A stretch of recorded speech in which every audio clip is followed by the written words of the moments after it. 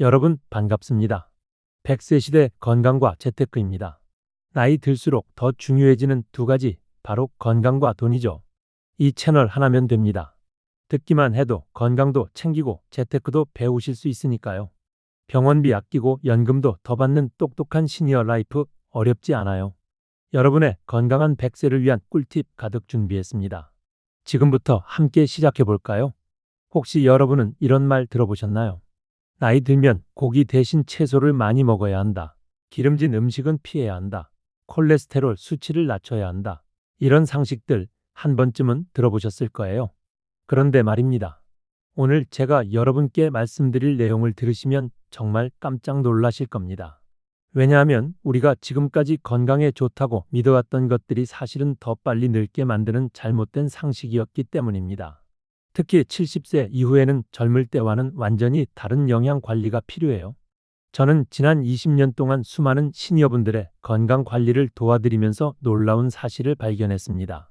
건강하게 90세, 100세까지 사시는 분들의 공통점이 있더라고요. 그분들은 모두 70세 이후에도 고기를 꾸준히 드시고 계셨습니다. 반대로 건강을 이유로 고기를 멀리한 분들은 오히려 더 빨리 쇠약해지는 모습을 보였어요. 이게 우연의 일치일까요? 아닙니다. 최신 의학 연구 결과가 이를 뒷받침하고 있어요. 전문가들은 이렇게 말합니다. 늙을수록 고기를 먹어줘야 한다.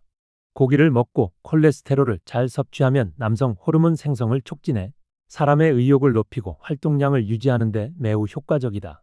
놀랍지 않으신가요? 젊을 때는 콜레스테롤을 피하라고 했는데 70세 이후에는 오히려 필요하다는 거예요. 그럼 왜 이런 일이 생기는 걸까요? 첫 번째 이유는 나이가 들면서 우리 몸이 근본적으로 변화하기 때문입니다. 젊을 때는 신진대사가 활발해서 조금만 먹어도 에너지가 넘쳤죠. 하지만 나이가 들면 기초대사율이 떨어집니다. 60세부터는 매년 2에서 3%씩 기초대사율이 감소해요. 이게 무슨 뜻이냐 하면 같은 양의 음식을 먹어도 우리 몸이 제대로 활용하지 못한다는 거예요. 더 큰 문제는 근육량의 감소입니다. 30세부터 매년 0.5에서 1%씩 근육이 줄어들기 시작해요. 60세가 되면 이 속도가 더 빨라집니다. 매년 1에서 2%씩 근육이 사라져요. 70세가 되면 젊을 때의 30에서 40% 근육밖에 남지 않습니다. 상상해 보세요. 젊을 때의 절반도 안 되는 근육으로 일상생활을 해야 한다는 거예요. 근육이 없으면 어떻게 될까요? 첫째, 넘어지기 쉬워집니다. 균형 감각이 떨어지고 다리에 힘이 없어서 작은 턱에도 넘어져요. 넘어지면 골절 위험이 급격히 높아집니다. 고관절 골절이라도 당하면 그때부터 거동이 불편해지죠. 둘째, 면역력이 급격히 떨어집니다. 근육은 단순히 힘을 내는 조직이 아니에요.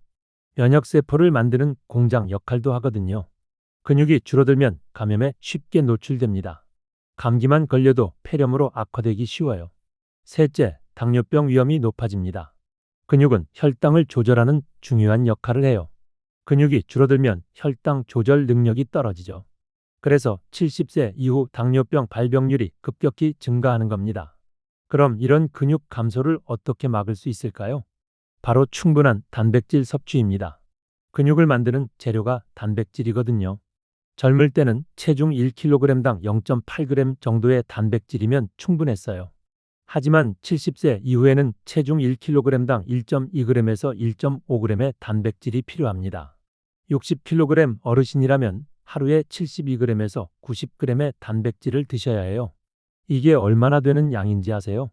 닭가슴살 300g에 해당하는 양이에요. 밥으로만 이 정도 단백질을 섭취하려면 밥을 하루에 20공기 이상 먹어야 합니다. 현실적으로 불가능하죠. 그래서 고기, 생선, 달걀 같은 동물성 단백질이 꼭 필요한 거예요. 특히 고기에는 필수 아미노산이 골고루 들어있어요. 우리 몸에서 만들 수 없어서 반드시 음식으로 섭취해야 하는 아미노산들이죠. 식물성 단백질만으로는 이런 필수 아미노산을 충분히 얻기 어려워요. 두 번째 이유는 호르몬의 변화입니다. 나이가 들면서 성호르몬 분비가 급격히 감소해요. 남성의 경우 테스토스테론이 줄어들고 여성의 경우 에스트로겐이 감소하죠. 이런 호르몬들은 근육량 유지, 뼈 건강, 면역력, 심지어 인지기능까지 영향을 미칩니다. 그런데 이런 호르몬을 만드는 원료가 바로 콜레스테롤이에요. 젊을 때는 콜레스테롤을 적게 먹어도 몸에서 충분히 만들어냈어요. 하지만 나이가 들면 체내 콜레스테롤 합성 능력이 떨어집니다. 그래서 음식을 통해 적절한 콜레스테롤을 섭취해야 하는 거죠. 물론 너무 많은 콜레스테롤은 좋지 않아요. 하지만 적절한 양의 콜레스테롤은 오히려 건강에 도움이 됩니다. 특히 70세 이후에는 말이죠. 세 번째 이유는 소화 흡수 능력의 저하입니다. 나이가 들면 위산 분비가 줄어들어요.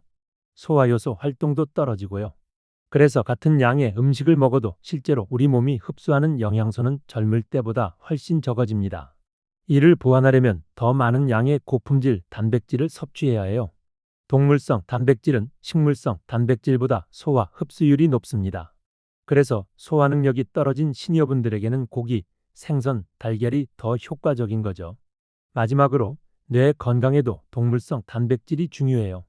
뇌세포를 구성하는 성분 중 60%가 지방입니다. 그 중에서도 콜레스테롤은 뇌 기능에 핵심적인 역할을 해요. 기억력, 인지능력, 판단력 모두 충분한 콜레스테롤이 있어야 제대로 작동합니다. 실제로 치매 환자들의 뇌를 조사해보면 콜레스테롤 수치가 정상인보다 낮다는 연구 결과도 있어요. 자, 여러분. 지금까지의 내용을 정리해보면 이렇습니다. 70세 이후에는 젊을 때와는 완전히 다른 영양 관리가 필요해요. 근육량 유지를 위해서는 충분한 동물성 단백질이 필수고요. 호르몬 생성과 뇌 건강을 위해서는 적절한 콜레스테롤 섭취가 중요합니다. 건강을 이유로 고기를 멀리하는 것이 오히려 더 빨리 늙게 만드는 지름길이에요. 자, 그럼 이제 본격적으로 근육 감소가 우리 몸에 어떤 영향을 미치는지 자세히 살펴보겠습니다. 아까 말씀드린 대로 70세가 되면 젊을 때의 30에서 40% 근육밖에 남지 않는다고 했죠. 그런데 이게 단순히 힘이 약해지는 것 이상의 문제를 일으킵니다. 먼저 실제 사례를 하나 들려드릴게요. 제가 아는 김 할머니라는 분이 계셨어요. 올해 74세이신데요. 5년 전만 해도 정말 건강하셨어요. 등산도 다니시고 텃밭도 가꾸시고 말이죠. 그런데 어느 날부터 건강에 신경을 쓰신다면서 고기를 끊으셨어요. 의사가 콜레스테롤 수치가 높다고 해서 고기 대신 채소 위주로 드시기 시작하신 거죠. 처음에는 별 문제가 없어 보였어요. 오히려 체중도 줄고 몸이 가벼워졌다고 좋아하셨거든요. 그런데 1년쯤 지나니까 자꾸 넘어지기 시작하셨어요. 처음에는 그냥 실수련이 했는데 점점 자주 넘어지시는 거예요. 계단 오르내리기도 힘들어 하시고 무거운 물건은 아예 들 수가 없다고 하셨어요. 2년이 지나니까 감기만 걸려도 한 달씩 앓으셨어요. 예전에는 감기 걸려도 며칠이면 나았는데 말이에요. 3년째 되던 해에는 당뇨 진단을 받으셨어요. 평생 당뇨와는 거리가 멀었던 분인데 말이죠. 4년째에는 경미한 골절까지 당하셨어요. 화장실에서 넘어지면서 손목을 다치신 거예요. 그때서야 가족들이 심각성을 깨달았어요. 병원에서 정밀검사를 받아보니 근육량이 심각하게 부족하다는 진단이 나왔습니다. 의사가 말하길 이대로 가면 거동이 불편해질 수 있다고 하더라고요. 그때부터 다시 고기를 드시기 시작했어요. 물론 처음에는 소화가 잘 안 됐어요.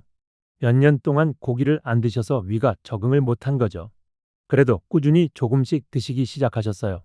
지금은 많이 회복되셨어요. 완전히 예전 같지는 않지만 말이죠. 이 사례가 보여주는 게 뭘까요? 근육 감소가 단순히 힘이 약해지는 것이 아니라는 거예요. 우리 몸 전체 시스템에 연쇄적인 영향을 미친다는 겁니다. 그럼 구체적으로 근육이 사라지면 어떤 일이 생기는지 하나씩 살펴보겠습니다. 첫 번째, 낙상 위험이 급격히 증가합니다. 근육은 우리 몸의 균형을 잡아주는 역할을 해요. 특히 다리 근육과 코어 근육이 중요하죠. 다리 근육이 약해지면 걸을 때 중심을 잡기 어려워져요. 작은 턱이나 약간의 경사에도 쉽게 넘어지게 됩니다. 코어 근육이 약해지면 상체를 똑바로 유지하기 힘들어요. 그래서 자꾸 앞으로 기울어지면서 낙상 위험이 높아지는 거죠. 통계를 보면 65세 이상 어르신 중 3명 중 1명이 매년 한 번 이상 넘어진다고 해요. 그리고 한 번 넘어진 경험이 있으면 또 넘어질 확률이 2배 이상 높아집니다. 왜냐하면 넘어질까 봐 두려워서 활동량이 줄어들고 그러면 근육이 더 빨리 줄어들거든요. 악순환이 시작되는 거예요. 두 번째, 면역력이 심각하게 떨어집니다. 이건 많은 분들이 모르시는 사실인데요. 근육이 면역세포를 만드는 중요한 역할을 한다는 거예요. 특히 글루타민이라는 아미노산이 면역세포의 에너지원이 되는데 이게 주로 근육에서 만들어져요.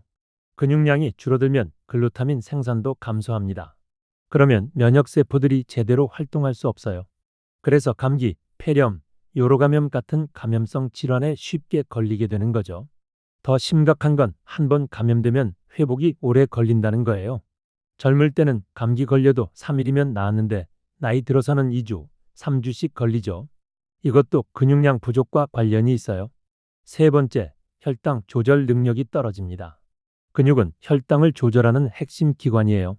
우리가 음식을 먹으면 혈당이 올라가는데 이때 근육이 포도당을 흡수해서 혈당을 낮춰주거든요. 그런데 근육량이 부족하면 이런 기능이 제대로 작동하지 않아요. 혈당이 계속 높은 상태로 유지되면서 당뇨병이 발생하는 거죠. 실제로 당뇨병 환자들을 조사해보면 근육량이 정상인보다 현저히 적다는 연구 결과가 많아요. 그리고 근육량을 늘리면 당뇨병 관리가 훨씬 쉬워진다는 것도 확인되었고요. 네 번째, 골다공증 위험이 급증합니다. 근육과 뼈는 서로 밀접한 관계에 있어요. 근육이 수축하면서 뼈에 자극을 주는데 이 자극이 뼈를 튼튼하게 만들어주거든요. 근육량이 줄어들면 뼈에 가해지는 자극도 줄어들어요. 그러면 뼈가 약해지면서 골다공증이 생기는 거죠. 특히 여성분들은 폐경 이후 에스트로겐이 급격히 감소하면서 골다공증 위험이 더 높아져요. 이때 근육량까지 부족하면 정말 위험한 상황이 되는 거예요. 골다공증이 있는 상태에서 넘어지면 쉽게 골절이 생깁니다. 특히 고관절 골절은 정말 심각한 문제예요. 고관절 골절 후 1년 내 사망률이 20%나 된다고 해요. 다섯 번째, 신진대사가 급격히 떨어집니다. 근육은 우리 몸에서 에너지를 가장 많이 소모하는 조직이에요. 가만히 있어도 근육이 에너지를 계속 사용하거든요. 그런데 근육량이 줄어들면 기초대사율이 급격히 떨어져요. 같은 양의 음식을 먹어도 살이 더 쉽게 찌게 되는 거죠. 그리고 체지방이 늘어나면서 각종 성인병 위험이 높아집니다. 고혈압, 고지혈증, 동맥경화 등등 말이에요. 여섯 번째, 인지기능까지 영향을 받습니다. 최근 연구에 따르면 근육량과 뇌 기능 사이에도 밀접한 관계가 있다고 해요. 근육에서 분비되는 여러 호르몬들이 뇌 건강에 도움을 준다는 거예요. 특히 BDNF라는 물질은 뇌세포의 생존과 성장에 중요한 역할을 하는데 이게 주로 근육에서 만들어져요. 근육량이 부족하면 이런 물질의 분비가 줄어들면서 치매 위험도 높아질 수 있어요. 실제로 근육량이 많은 노인분들이 인지기능 검사에서도 더 좋은 결과를 보인다는 연구가 많아요. 일곱 번째, 심리적인 영향도 무시할 수 없어요. 근육량이 줄어들면서 활동량이 감소하면 자연스럽게 사회적 활동도 줄어들게 돼요. 집에 있는 시간이 늘어나고 사람들과의 만남도 줄어들죠. 이렇게 되면 우울감이나 무력감을 느끼기 쉬워요. 그리고 이런 심리적 변화가 다시 식욕부진으로 이어지면서 영양 상태가 더욱 악화되는 악순환이 생깁니다. 자, 여러분. 지금까지 근육 감소가 우리 몸에 미치는 7가지 심각한 영향을 살펴봤습니다. 정리해보면 이래요. 낙상 위험 증가, 면역력 저하, 당뇨병 위험 증가, 골다공증 위험 증가, 신진대사 저하, 인지기능 저하, 그리고 심리적 위축까지. 이 모든 것들이 근육량 부족에서 시작되는 거예요. 그래서 70세 이후에는 근육량 유지가 그 무엇보다 중요한 거죠. 그리고 근육을 유지하려면 반드시 충분한 단백질, 특히 고품질의 동물성 단백질이 필요해요. 다음에서는 구체적으로 어떤 고기를 어떻게 먹어야 근육량을 효과적으로 늘릴 수 있는지, 그리고 고기와 함께 먹으면 더욱 좋은 음식들은 무엇인지 자세히 알려드리겠습니다. 이제 많은 분들이 궁금해하실 내용을 말씀드리겠습니다. 도대체 어떤 고기를 어떻게 먹어야 하는 걸까요? 그리고 정말로 고기가 우리 몸에 호르몬을 만드는데 도움이 되는 걸까요? 먼저 호르몬 이야기부터 시작해 보겠습니다. 나이가 들면서 우리 몸에서 가장 큰 변화 중 하나가 바로 호르몬 분비의 감소예요. 남성의 경우 테스토스테론이 30세부터 매년 1%씩 감소합니다. 여성의 경우는 폐경과 함께 에스트로겐이 급격히 줄어들죠. 이런 성호르몬들이 단순히 성적 기능에만 관련된 게 아니에요. 근육량 유지, 뼈 건강, 심혈관 건강, 면역력, 심지어 기분과 인지기능까지 모든 것에 영향을 미칩니다. 그런데 이런 호르몬을 만드는 원료가 바로 콜레스테롤이에요. 콜레스테롤하면 나쁜 것으로만 생각하시는 분들이 많은데 사실은 우리 몸에 꼭 필요한 물질이거든요. 특히 70세 이후에는 더욱 중요해져요. 실제 사례를 하나 들려드릴게요. 제가 상담했던 박 할아버지라는 분이 계셨어요. 72세이신데요. 몇 년 전부터 기력이 없고 의욕도 떨어지고 우울한 기분이 계속되신다고 하셨어요. 병원에서 검사를 받아보니 테스토스테론 수치가 정상 범위보다 훨씬 낮았어요. 그런데 이분이 지난 5년 동안 콜레스테롤을 낮춘다고 고기를 거의 드시지 않으셨던 거예요. 의사 선생님께서 적절한 동물성 단백질 섭취를 권하셨고 이분이 다시 고기를 드시기 시작하셨어요. 6개월 후에 다시 검사를 받아보니 테스토스테론 수치가 정상 범위로 올라왔어요. 그리고 기력도 회복되고 우울감도 많이 줄어들었다고 하셨어요. 이게 우연의 일치일까요? 아니에요.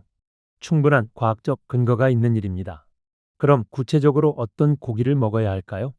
첫 번째로 추천드리는 건 닭고기입니다. 닭고기는 소화가 쉽고 양질의 단백질이 풍부해요. 특히 닭가슴살보다는 닭다리살을 추천드려요. 닭다리살에는 철분과 아연이 더 많이 들어있거든요. 철분은 혈액을 만드는데 필수적이고 아연은 면역력과 호르몬 생성에 중요한 역할을 해요. 조리법은 간단해요. 기름에 튀기지 마시고 삶거나 찌는 방식으로 요리하세요.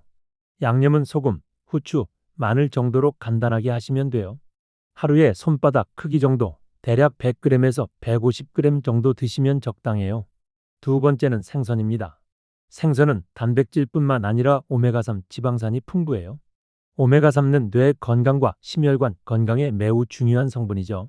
특히 연어, 고등어, 꽁치 같은 등 푸른 생선을 추천해요. 일주일에 2에서 3번 정도는 생선으로 단백질을 섭취하시길 바라요. 생선도 굽거나 찌는 방식으로 조리하시고 너무 짜지 않게 간을 하세요.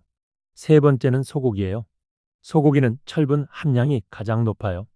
특히 70세 이후에는 철분 결핍성 빈혈이 자주 발생하는데 소고기가 이를 예방하는 데 도움이 돼요. 다만 지방이 많은 부위보다는 살코기 위주로 선택하세요. 등심이나 안심 같은 부위가 좋아요. 한 번에 너무 많이 드시지 마시고 일주일에 2번 정도 적당량을 드세요. 네 번째는 돼지고기입니다. 돼지고기에는 비타민 B1이 풍부해요. 비타민 B1은 탄수화물을 에너지로 바꾸는데 꼭 필요한 영양소예요.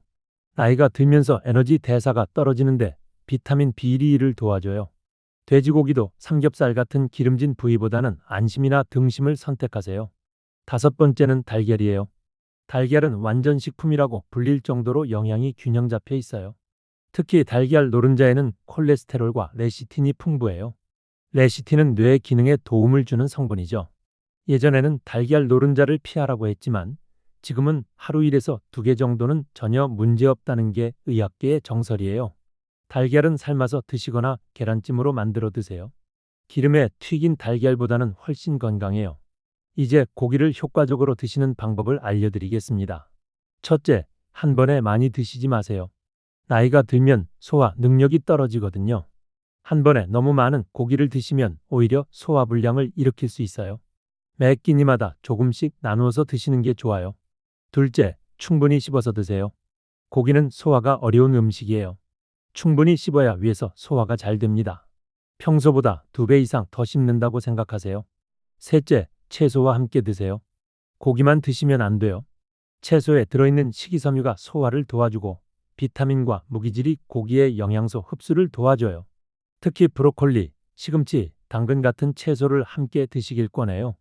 넷째, 물을 충분히 드세요. 단백질을 많이 드시면 신장에서 노폐물을 걸러내기 위해 더 많은 물이 필요해요. 하루에 1.5리터에서 2리터 정도의 물을 나누어서 드세요. 다섯째, 규칙적으로 드세요. 오늘 많이 먹고 내일 안 먹고 이런 식으로 하시면 안 돼요. 매일 꾸준히 적당량을 드시는 게 중요해요. 우리 몸은 단백질을 저장할 수 없거든요. 매일 새로 공급해줘야 해요. 여섯째, 조리법을 다양하게 하세요. 매번 같은 방식으로 요리하시면 금방 질려요. 삶기, 찌기, 굽기, 조리기 등 다양한 방법을 활용하세요. 다만 튀기는 건 가급적 피하시길 바라요. 일곱째, 소화 요소를 도와주는 음식과 함께 드세요. 파인애플이나 키위 같은 과일에는 단백질 분해 효소가 들어있어요. 고기 드신 후에 이런 과일을 조금 드시면 소화에 도움이 돼요. 생강이나 마늘도 소화를 도와주는 좋은 식재료예요. 마지막으로 중요한 점을 말씀드리겠습니다. 고기를 드실 때 가장 중요한 건 본인의 몸 상태를 잘 관찰하는 거예요. 처음에는 소화가 잘 안 될 수도 있어요. 그럴 때는 양을 조금 줄이시고 더 부드럽게 조리해서 드세요. 점차 적응이 되면 양을 늘려가시면 돼요. 만약 특정 질환으로 인해 단백질 섭취에 제한이 있으시다면 반드시 의사와 상의하세요. 신장 질환이나 통풍이 있으신 분들은 단백질 섭취량을 조절해야 할 수도 있거든요.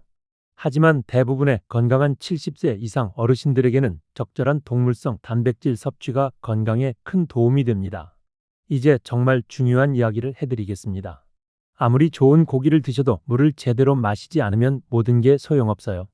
특히 70세 이후에는 물 마시는 것이 그 무엇보다 중요합니다. 왜 그럴까요? 먼저 충격적인 통계부터 말씀드릴게요. 60세 이상에서 가장 높은 입원 발생률 중 하나가 바로 탈수예요. 여러분이 생각하는 것보다 훨씬 많은 어르신들이 탈수로 인해 병원에 가시거든요. 그런데 대부분 본인이 탈수 상태인지 모르세요. 목이 마르지 않으니까 괜찮다고 생각하시는 거예요. 하지만 나이가 들면 갈증을 느끼는 능력이 급격히 떨어집니다. 젊을 때는 몸에 물이 부족하면 금세 목이 말랐는데 나이가 들면 몸이 수분 부족 신호를 제대로 보내지 않아요. 그래서 탈수 상태가 되어도 모르고 지내시는 분들이 많은 거죠. 실제 사례를 들려드릴게요. 제가 아는 이 할아버지라는 분이 계셨어요. 75세이신데요. 평소에 물을 잘 안 드시는 분이셨어요. 목이 마르지 않으니까 굳이 마실 필요를 못 느끼신 거죠.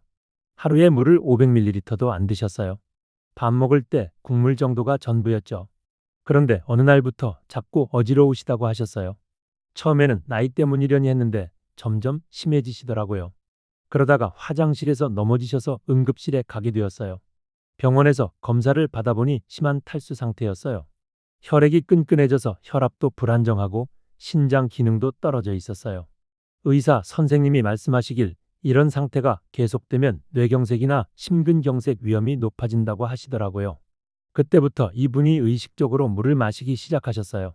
한 달쯤 지나니까 어지러움이 많이 줄어들었어요. 6개월 후에는 혈압도 안정되고 신장 기능도 정상으로 돌아왔어요. 단순히 물만 제대로 마셨는데도 이런 변화가 온 거예요. 그럼 탈수가 우리 몸에 구체적으로 어떤 영향을 미치는지 알아보겠습니다. 첫 번째, 혈액 순환 장애가 생겨요. 물이 부족하면 혈액이 끈끈해집니다. 끈끈한 혈액은 혈관을 통과하기 어려워요. 그러면 심장이 더 세게 뛰어야 하죠. 혈압이 올라가는 거예요. 또한 끈끈한 혈액은 혈전을 만들기 쉬워요. 혈전이 뇌혈관을 막으면 뇌경색, 심장혈관을 막으면 심근경색이 생기는 거죠. 두 번째, 신장 기능이 떨어져요. 신장은 우리 몸의 정수기 역할을 하는 기관이에요. 혈액을 걸러서 노폐물을 소변으로 내보내죠. 그런데 물이 부족하면 신장이 제대로 일할 수 없어요. 노폐물이 몸에 쌓이기 시작하는 거죠. 그러면 요독증이라는 심각한 상태가 될 수 있어요. 세 번째, 변비가 심해져요. 장에서 대변을 만들 때 적절한 수분이 필요해요. 물이 부족하면 대변이 딱딱해져서 변비가 생기죠. 변비는 단순히 불편한 게 아니에요. 장내 독소가 다시 흡수되면서 전신 건강에 악영향을 미쳐요. 네 번째, 치매 위험이 높아져요. 뇌는 80%가 물로 이루어져 있어요. 수분이 부족하면 뇌세포가 제대로 기능하지 못해요. 집중력, 기억력, 판단력 모두 떨어지게 되죠. 일시적인 탈수로도 인지 기능이 크게 저하될 수 있어요. 다섯 번째, 근육 경련이 자주 생겨요. 근육이 수축하고 이완하려면 적절한 수분과 전해질이 필요해요. 물이 부족하면 다리에 쥐가 나거나 근육이 떨리는 증상이 나타나요. 여섯 번째, 면역력이 급격히 떨어져요. 면역세포들이 활동하려면 충분한 수분이 필요해요. 탈수 상태에서는 면역체계가 제대로 작동하지 않아요. 감염에 쉽게 노출되는 거죠. 자, 그럼 이제 올바른 물 마시는 방법을 알려드리겠습니다. 첫째, 하루에 얼마나 마셔야 할까요? 70세 이상 어르신들은 하루에 1.5리터에서 2리터 정도 마시시길 권해요. 체중이 60kg이라면 1.8리터, 70kg이라면 2.1리터 정도가 적당해요. 체중 1kg당 30ml 정도로 계산하시면 돼요. 둘째, 한 번에 많이 마시지 마세요. 한 번에 많은 양의 물을 마시면 위에 부담이 되고 금방 소변으로 나가버려요. 30분에서 1시간마다 200ml씩 컵으로 한 컵 정도씩 나누어서 마시세요. 셋째, 일어나자마자 물 한 컵을 마시세요. 밤사이에 우리 몸은 수분을 많이 잃어버려요. 호흡과 땀을 통해서 말이죠. 그래서 아침에 일어나면 가벼운 탈수 상태예요. 기상 후 첫 번째로 하실 일이 물 마시기입니다. 넷째, 식사 30분 전에 물을 마시세요. 식사 직전이나 식사 중에 물을 많이 마시면 위산이 희석돼서 소화가 어려워져요. 특히 고기 같은 단백질을 드실 때는 더욱 주의하세요. 식사 30분 전에 물을 마시시고 식사 후 1시간 정도 지나서 다시 마시세요. 다섯째, 잠들기 2시간 전에는 물 마시기를 줄이세요. 너무 늦게 물을 많이 마시면 밤에 화장실 때문에 자주 깨게 돼요. 수면의 질이 떨어지는 거죠. 저녁 8시 이후에는 물 마시는 양을 줄이시길 권해요. 여섯째, 미지근한 물을 마시세요. 너무 차가운 물은 위에 자극을 줘요. 특히 나이가 드신 분들은 위장 기능이 약해져 있어서 찬물이 부담이 될 수 있어요. 실온이거나 약간 미지근한 물이 가장 좋아요. 일곱째, 물의 종류도 중요해요. 수돗물을 드셔도 되지만 가능하면 정수된 물을 마시세요. 생수나 정수기 물이 좋아요. 이온음료나 탄산음료는 물 대신이 될 수 없어요. 당분이나 나트륨이 많아서 오히려 탈수를 유발할 수 있거든요. 여덟째, 본인의 소변 색을 확인하세요. 수분 섭취가 적당한지 확인하는 가장 쉬운 방법이에요. 소변이 맑고 연한 노란색이면 적당해요. 진한 노란색이나 갈색이면 수분이 부족한 거예요. 반대로 거의 무색이면 물을 너무 많이 마신 거일 수 있어요. 아홉째, 물과 함께 전해질도 보충하세요. 특히 여름철이나 운동 후에는 물과 함께 나트륨, 칼륨 같은 전해질도 함께 잃어버려요. 이럴 때는 약간의 소금을 넣은 물이나 이온음료를 드시는 것도 좋아요. 다만 당뇨병이 있으시면 설탕이 들어간 이온음료는 피하세요. 열째, 습관을 만드세요. 처음에는 의식적으로 물을 마시기 어려워요. 타이머를 맞춰두거나 물병을 눈에 잘 보이는 곳에 두세요. 휴대폰 알람을 1시간마다 설정해서 물 마시는 시간을 정하는 것도 좋은 방법이에요. 이제 물과 단백질의 관계에 대해 말씀드리겠습니다. 단백질을 많이 드시면 신장에서 질소 노폐물을 처리해야 해요. 이 과정에서 더 많은 물이 필요하거든요. 그래서 고기를 드시는 날에는 평소보다 물을 200에서 300ml 더 마시세요. 또한 단백질이 근육으로 합성되는 과정에서도 물이 필요해요. 수분이 부족하면 아무리 좋은 단백질을 드셔도 근육이 제대로 만들어지지 않아요. 실제로 연구 결과를 보면 적절한 수분 섭취와 함께 단백질을 섭취한 그룹이 그렇지 않은 그룹보다 근육량 증가 효과가 30% 이상 높았다고 해요. 마지막으로 중요한 점을 말씀드리겠습니다. 신장 질환이나 심장 질환이 있으신 분들은 수분 섭취량을 의사와 상의하세요.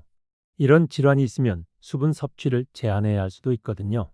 하지만 대부분의 건강한 어르신들에게는 충분한 수분 섭취가 건강 유지의 핵심입니다. 물과 고기, 이 두 가지만 제대로 해도 여러분의 건강이 크게 달라질 거예요. 이제 여러분께 가장 중요한 선물을 드리려고 해요. 바로 100세까지 건강하게 살 수 있는 구체적이고 실천 가능한 식단 로드맵입니다. 이걸 따라만 하셔도 여러분의 건강이 눈에 띄게 달라질 거예요. 먼저 하루 식단부터 알려드리겠습니다. 아침 6시 30분 기상과 함께 물 한 컵을 드세요. 미지근한 물로 200ml 정도면 돼요. 이렇게 하면 밤사이 잃어버린 수분을 바로 보충할 수 있어요. 아침 7시 본격적인 아침 식사 준비를 하세요. 아침은 하루를 시작하는 중요한 끼니예요. 근육을 만드는데 필요한 단백질을 충분히 섭취해야 해요. 추천 메뉴는 이래요. 달걀 2개로 만든 계란찜이나 삶은 달걀, 그리고 현미밥 반 공기, 된장국 1그릇, 김치나 나물 1~2가지 정도예요. 여기에 우유 1잔을 추가로 드시면 더욱 좋아요. 이 정도면 단백질 25g 정도를 섭취할 수 있어요. 아침 8시 30분, 식사 후 1시간 반 정도 지나서 물을 1컵 더 마세요. 아침 10시 간식 시간입니다. 과일 1조각과 견과류 1줌 정도가 적당해요.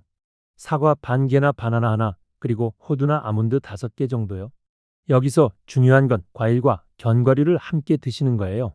과일의 당분이 급격히 올라가는 걸 견과류의 지방과 단백질이 막아줘요. 오전 11시 30분, 물을 1컵 더 마세요. 이제 점심 준비를 시작할 시간이에요. 점심 12시 30분, 하루 중 가장 중요한 끼니인 점심입니다. 여기서 하루 단백질의 40% 정도를 섭취해야 해요. 월요일에는 닭고기 100g을 삶거나 찐 것으로 드세요. 닭다리살이 좋아요. 기름기는 제거하고 드시고요. 화요일에는 생선구이로 드세요. 고등어나 꽁치 1토막 정도면 돼요. 수요일에는 소고기 안심이나 등심 80g 정도로 불고기를 해 드세요. 목요일에는 다시 생선으로 연어구이나 갈치조림이 좋아요. 금요일에는 돼지고기 안심 80g 정도로 수육을 해서 드세요. 토요일과 일요일에는 닭고기와 달걀을 번갈아 가며 드시면 돼요. 모든 고기 요리에는 반드시 채소를 함께 드세요. 브로콜리, 시금치, 당근, 양배추 같은 채소들이 좋아요. 채소는 고기 양의 2배 정도 드시길 권해요. 밥은 현미밥으로 반 공기 정도면 충분해요. 오후 2시 점심 식사 후 1시간 반쯤 지나서 물을 한 컵 마세요. 오후 3시 30분 오후 간식 시간입니다. 요거트 1개나 두유 1잔 정도가 좋아요. 단백질 보충에도 도움이 되고 오후 허기도 달랠 수 있어요. 오후 5시 물을 한 컵 더 마세요. 이제 저녁 준비를 시작할 시간이에요. 저녁 6시 30분 저녁 식사입니다. 저녁은 아침, 점심보다는 가볍게 드세요. 하지만 단백질 섭취는 빼먹으시면 안 돼요. 두부 한 모나 생선 반 토막 또는 달걀 하나 정도로 단백질을 보충하세요. 채소 위주의 반찬과 함께 현미밥 반 공기 정도면 적당해요. 국물 요리는 저녁에 드시는 게 좋아요. 미역국이나 콩나물국, 시금치국 같은 것들이요. 저녁 8시 저녁 식사 후 1시간 반 정도 지나서 물을 마지막으로 한 컵 드세요. 이후로는 잠자리에 들기 전까지 물을 적게 드시는 게 좋아요. 밤에 화장실 때문에 잠을 깨는 일을 줄일 수 있거든요. 이제 주간 계획을 말씀드리겠습니다. 일주일 중 이틀은 반드시 생선의 날로 정하세요. 특히 등푸른 생선을 드시는 게 좋아요. 고등어, 꽁치, 삼치, 연어 같은 생선들이요. 이틀은 닭고기의 날로, 하루는 소고기의 날로, 하루는 돼지고기의 날로 정하세요. 나머지 하루는 달걀이나 두부 같은 다른 단백질원으로 드시면 돼요. 매일 달걀은 1개에서 2개씩은 꼭 드세요. 달걀은 가장 완벽한 단백질 공급원이거든요. 주 2회 정도는 우유나 요거트도 드시길 권해요. 칼슘과 단백질을 동시에 보충할 수 있어요. 견과류는 매일 한 줌씩 드세요. 호두, 아몬드, 땅콩 등을 번갈아 가며 드시면 좋아요. 하지만 너무 많이 드시면 안 돼요. 칼로리가 높거든요. 이제 계절별 주의사항을 알려드리겠습니다. 봄에는 춘곤증 때문에 식욕이 떨어질 수 있어요. 이럴 때일수록 단백질 섭취를 소홀히 하시면 안 돼요. 입맛이 없으시면 국물 요리로 단백질을 보충하세요. 닭국물이나 사골국물 같은 것들이 좋아요. 여름에는 더위 때문에 물을 많이 잃어버려요. 평소보다 물을 더 많이 드셔야 해요. 하루 2.5리터 정도로 늘리시는 게 좋아요. 그리고 땀과 함께 전해질도 빠져나가니까 약간의 소금을 넣은 물이나 이온 음료를 드시는 것도 좋아요. 다만 당뇨병이 있으시면 무설탕 이온 음료를 선택하세요.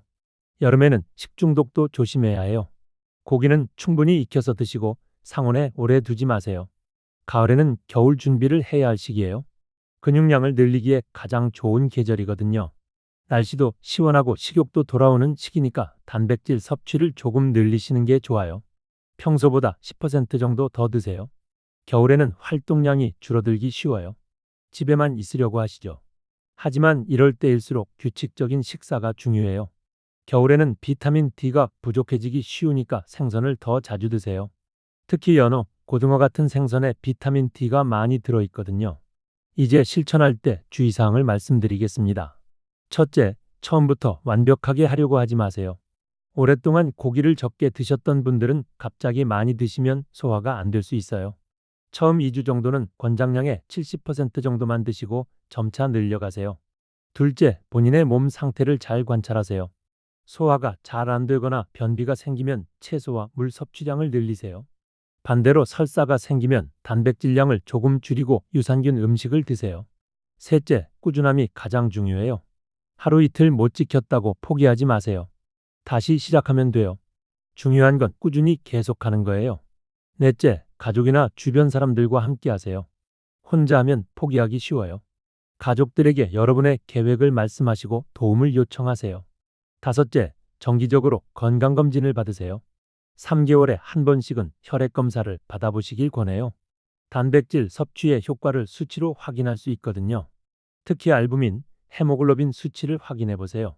이 수치들이 올라가면 여러분이 올바른 길을 가고 있다는 증거예요. 여섯째, 운동도 함께 하세요. 아무리 좋은 음식을 먹어도 운동 없이는 근육이 제대로 만들어지지 않아요. 하루 30분씩 걷기만 해도 큰 도움이 돼요. 가능하시면 간단한 근력 운동도 추가하세요. 스쿼트나 팔굽혀펴기 같은 것들이요. 마지막으로 가장 중요한 말씀을 드리겠습니다. 70세는 끝이 아니라 새로운 시작입니다. 지금부터라도 올바른 식습관으로 바꾸시면 분명히 달라질 수 있어요. 제가 상담했던 많은 분들이 80세, 90세에도 건강하게 지내고 계세요. 그분들의 공통점이 바로 충분한 단백질 섭취와 적절한 수분 섭취였어요. 여러분도 할 수 있어요. 오늘 당장 시작하세요. 내일부터가 아니라 오늘 저녁 식사부터 시작하시길 바랍니다. 100세 시대 건강한 100세를 맞이하기 위해 지금 이 순간부터 여러분의 식탁을 바꿔보세요. 여러분의 건강한 미래를 진심으로 응원하겠습니다. 오늘 긴 시간 동안 끝까지 들어주셔서 정말 고맙습니다. 여러분과 여러분 가족 모두 건강하고 행복하시길 바라겠습니다. 이 내용이 도움이 되셨다면 좋아요와 구독, 그리고 주변 분들에게도 꼭 알려주세요. 더 많은 어르신들이 건강하게 지내실 수 있도록 말이에요. 그럼 다음에 더 좋은 유익한 정보로 다시 만나 뵙겠습니다. 감사합니다.